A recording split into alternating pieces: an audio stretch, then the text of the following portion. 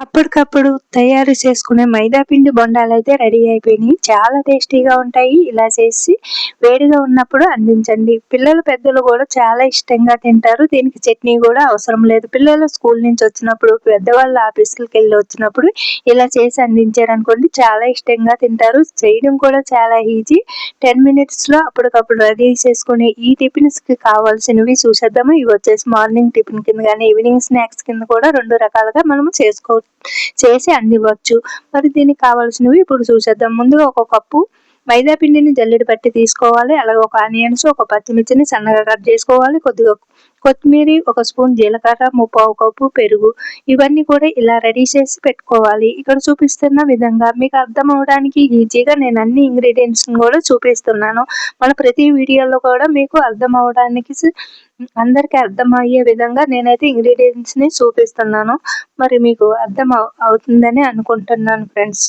మరి ఇక్కడ వచ్చేసి మనము ఇలాగ ఒక ఎడల్పాటి గిన్నె తీసుకుని దీంట్లోకి ముందుగా జల్లెడ పట్టి పట్టుకున్న మైదా పిండిని వేసుకోవాలి. ఇక్కడ అలాగే మనం ముందుగా కట్ చేసి పెట్టుకున్న ఆనియన్స్, పచ్చిమిర్చిని, కొత్తిమీర, జీలకర్రను కూడా ఇందులో వేసుకుందాము.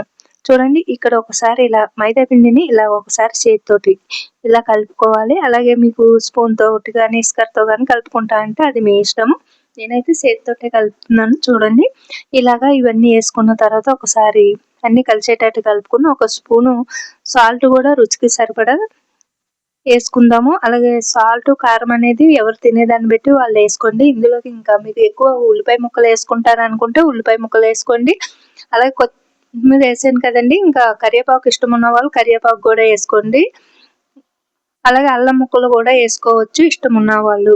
ఇక్కడ నేను వచ్చేసి అల్లము ఇంకా కరివేపాకుని వేయలేదండి, స్కిప్ చేశాను.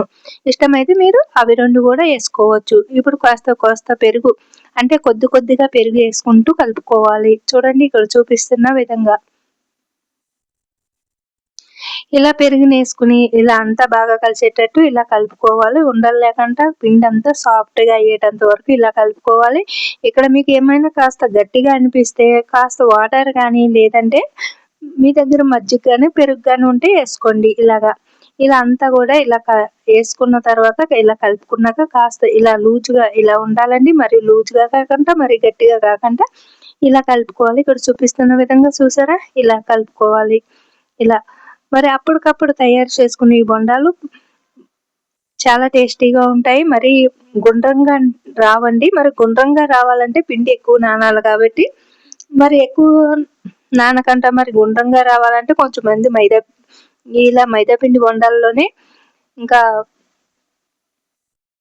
వంట సోడా కానీ లేదా బేకింగ్ పౌడర్ కానీ వేస్తూ ఉంటారు. ఇప్పుడైతే నేను ఏది వేయలేదండి.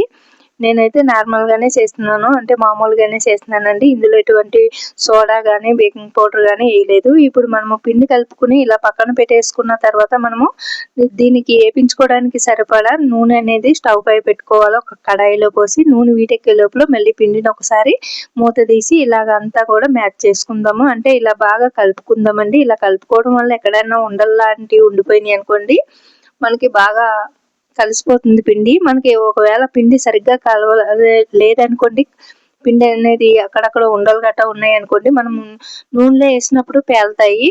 అందుకని చెప్పి ఇలా బాగా కలుపుకోవాలి. పిండి అనేది ఇలా బాగా కలపడం వల్ల మనకి బొండాలు అనేది లోపల కూడా మనకి గుల్లగా వస్తాయి, పొరలు కానీ.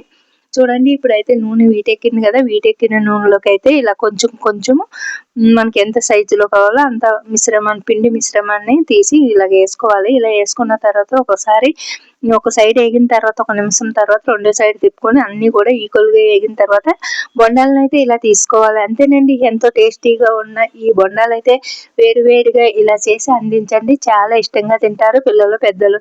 ఇది వచ్చేసి మార్నింగ్ టిఫిన్ కింద అయినా ఈవినింగ్ స్నాక్స్ కింద కూడా 2 రకాలుగా ఉపయోగపడుతుంది. చేయడం కూడా చాలా ఈజీ. 10 మినిట్స్లో రెడీ చేసుకోవచ్చు. మరి ఈ వీడియో మీకు నచ్చితే లైక్ చేయండి, షేర్ చేయండి, మన ఛానల్ని సబ్స్క్రైబ్ చేసుకోండి.